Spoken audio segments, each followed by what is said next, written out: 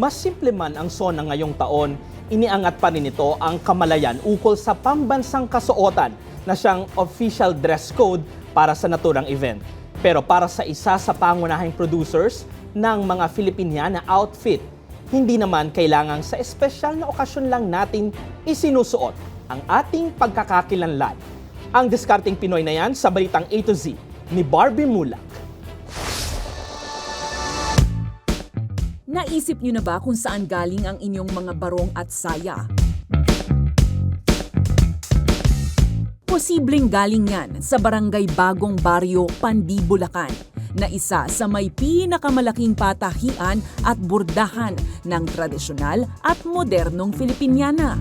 Andito tayo sa mass production ng Disenyo Pandi, kung saan makikita natin kung paano yung sabayang pagbuborda ng napakaraming mga barong.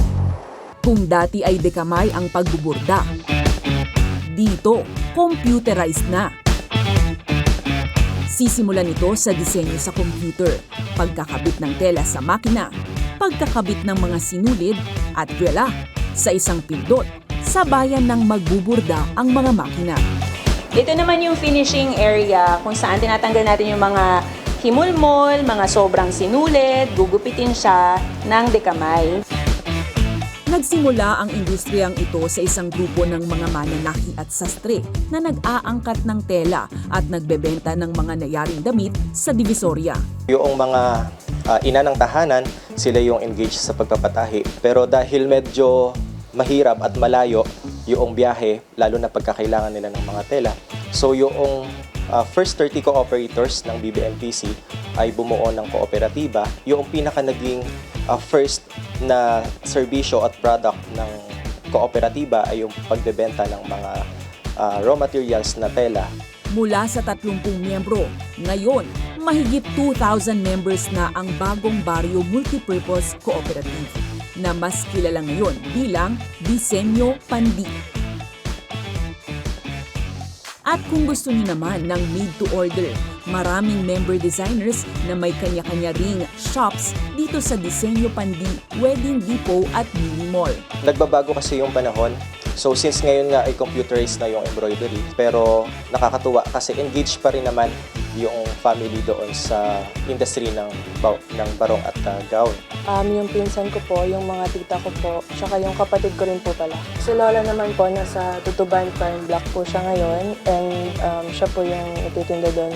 Dahil sa teknolohiya, kayang makapagburda ng Disenyo Pandi na aabot sa 4,000 barong at kimona kada linggo. Bukod pa sa co-op members na may sariling burdahan. Mabuti na lang ayon sa grupo, tumataas rin ang demand sa ganitong kasuotan. Especially ngayon ay ipinapatupad yung pagsusuot ng modern na Filipiniana. In different occasion, even hindi graduation or walang mga special na okasyon sa eskwelahan o sa government. Umaasa ang Disenyo Pandi na patuloy na lalakas at tatangkilikin ang lokal na industriya ng pambansang kasuotan.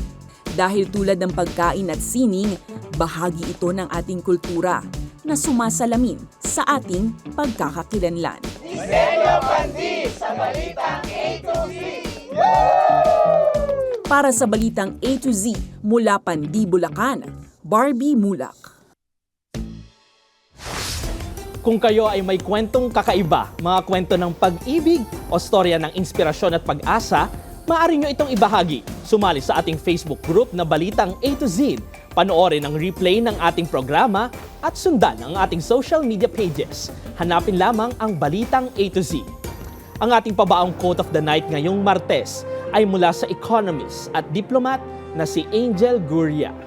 Sabi niya, ang integridad, katapatan at paglaban sa korupsyon ay dapat nakaugat na sa kultura.